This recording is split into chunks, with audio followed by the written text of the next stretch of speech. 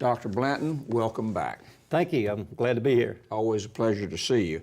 The 2013 Florida legislative session talked about education from the beginning to the end. The governor and legislative leaders said that it was a good year for public education. Do you agree? Absolutely. The governor early put $480 million on the table for teacher pay raises. Particular senators got behind that very quickly, as did Speaker Weatherford. Senator Gates was very instrumental in moving those educational dollars. Senator Gates, as you know, is a former school board member, is a former school superintendent. And then Senator Bill Munford from here in Tallahassee is also a former high school principal, a former teacher, former school superintendent. So they formed a real nucleus of moving those dollars forward to reward our hardworking teachers. Well, regarding teacher pay, the governor kind of got the conversation started with a proposal for an across-the-board $2,500 teacher pay increase, which was kind of surprising from a Republican standpoint.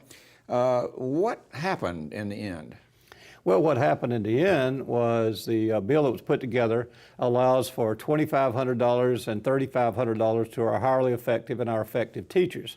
So what we're doing right now out there in the field is that $480 million is out there, and we're in the process of negotiating that with our teachers' unions.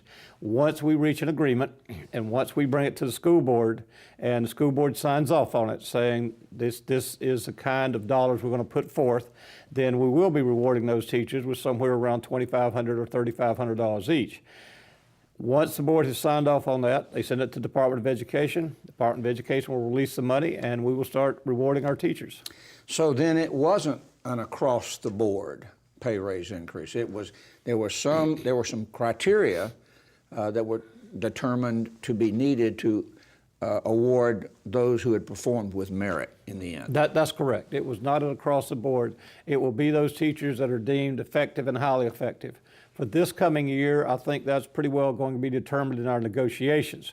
I anticipate in the next few years there'll be more state requirements put on what is effective and highly effective. So it will be determined in negotiations between your organization at the local level and the unions primarily? Correct, okay. Correct. Florida has a collective bargaining law, and we just cannot arbitrarily walk in and do most of those things. So once we have reached an agreement, the union will ratify it, their membership will vote on it, and then we bring it to the local school board will ratify it. Once the chairman of the board signs, that's a done deal. And then the teachers can expect to receive their compensation. One of the most visible issues of the session was the so-called parent trigger bill. It's been around for a couple of years. It's failed in the Senate with tie votes. It did again this year. Why is that such a sensitive bill, such a controversial bill, and what's really behind it? Well, what is behind it is one particular group in the state of Florida thinks that it's a cure-all for education. And everything that's in that bill can already be done. Parents can come before the local school board. Parents can go before the local superintendent. And I've never seen a group of parents come before a school board where we did not act on their request. But you've got one particular group driven by some of the charter school private interests that would see this as a way to disrupt the public schools and make them go to a private charter school. We don't believe that is necessary. And so what's really behind that is that particular interest group.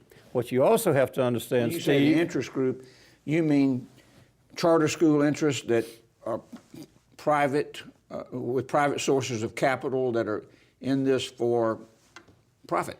Yeah, is that what you're saying? They're in it for profit. Mm-hmm. And you've got to understand that that was just one small group. The Florida PTA, the Florida school boards, the Florida superintendents, everybody I know opposed that bill except for this one group. And the charter school people are making some substantial inroads in the legislature. We work very closely with charter schools. There are close to 500 charter schools in Florida now, and 95% of those we have great relationship with. But what you've got is certain people trying to make dollars off the backs of public schools. We're not here as a profit-making entity. We're here to deliver a service to our students. When you start taking public dollars and giving them to stockholders for educational endeavors, I believe that's taking the wrong approach. What was the concept of the trigger? What did the trigger mean? If 50% of the parents in that schools signed a petition and said that here's what we would like to go to a different type of curriculum or to a different type of school, they would bring it to the local school board, and we would, in the process, would do that, take it to a different type of curriculum or a different type of charter school. That can already be done, and that's what bothers most of the education people. I guarantee you, Steve, if 50% of the parents of any school come before a superintendent and a school board, there's going to be some changes made, and you can do that today. Let's talk about all of the many forms of help that people want to provide to public schools, and just get your take on that. You mentioned the charter school concept. We've got virtual schools now and online education, and certainly people do have a lot of interest in public schools. And over the years, you've been doing this for a long time. Why do you think there's so much concern and so much interest from sometimes non-educators in the public school system? Well, number one, education drives the economy of Florida. It drives the economy of every state. That's from public schools all the way to the universities. And I think people are beginning to realize when the economic downturn hit, you really need to put more dollars into education to come out of that. And when companies start looking at Florida, they ask, one, what's your tax structure? Two, what's your education system like? Governor Scott and his staff and the legislature have finally come to the realization, if you're going to have a strong economy in Florida, you've got to have a strong educational system. So everybody is looking at public schools. Business community, they want a strong economy. So therefore, they need to support us even more. We want a strong education system and a strong business community. So I think what you've got is charter schools, virtual schools, all these different entities looking at where we're going. Public education has been trying to improve as long as I've been here. There's always a group that wants to do something different, and we adhere to that. Case in point, technology. You know, you've heard me say that books may become dinosaurs real soon, and I believe that. And so we're putting technology into our public schools. Children today, our students are learning with iPads and iPhones and all the different things that are there. So I think we have to adjust to that, and I think we are in a very rapid manner. Well, there's actually a national mandate, I believe, that half of all learning materials will be digital by the fall of 2015. Is that correct? That is correct, but the 2013 legislature went even further than that with public schools. We now have total control over our instructional materials. We can go books, textbooks as we know them. We can go digital. We can go iPads. In fact, we have some schools in Florida now that don't have textbooks. They are strictly iPads and iPhones and all the different kind of technical things, computers that students are using. I see that's the wave of the future. We have a number of schools now that are utilizing a number of virtual courses from not only just Florida, but from other places also. I could ask you, you and I are about the same age. You've aged better than I have, but the bottom line is this, I might not like the idea that books are going away. I love my books, but this is kind of inevitable, huh? It appears that way. If you've got children or grandchildren, all you have to do is look around and see how they're going about their learning right now. They are going to Google something up. They're going to go to their computer, and that's the way learning is happening. We are switching our classrooms over and training our teachers, by the way, to utilize this new resource, and it is moving so fast, it's incredible. There's another transition process underway, and that's how to assess our students, our schools, and so forth.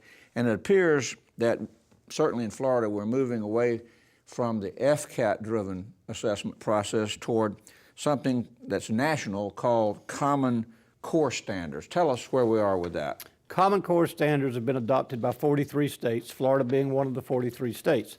Common Core Standards is a national group of standards where you can compare Florida to Alabama and Georgia and other states. It is not a national curriculum. It is simply the standards are here, and different states will approach those standards in different ways.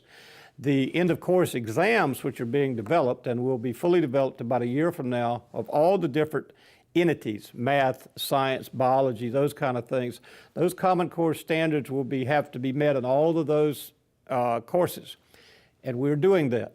An end-of-course exam will more equate to what you and I understood when we were growing up as being the end-of-semester exam, whereas the FCAT was all in one day, all take it or leave it, all done in a 1 week period over a series of tests. End of course will be far more easier to judge us and judge our students. And who determined what these Common Core standards, or who is determining what the Common Core standards are?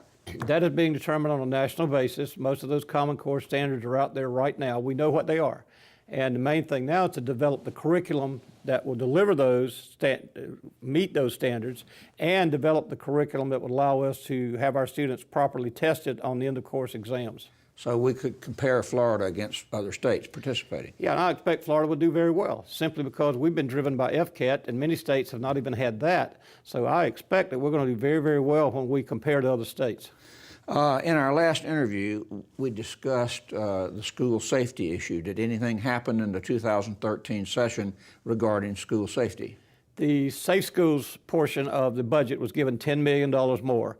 And we have made a pledge to our parents and everybody in Florida that we are moving as rapidly as we can to have a school resource officer in every school in Florida.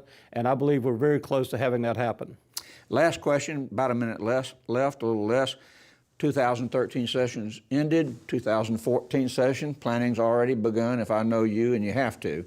What are a couple of issues that are rising to the top? I think obviously the compensation of our employees is always going to be number one, because Florida is one of the lower paying states, and we're going to continue that drive to compensate and make sure our good teachers are rewarded. And then secondly, I think there's going to be more looking at the transparency of charter schools and make sure that we're all operating on the same playing field, that charter schools do not have different rules to report test scores and things than what we have. Thank you, Dr. Blanton. Thank you for having me.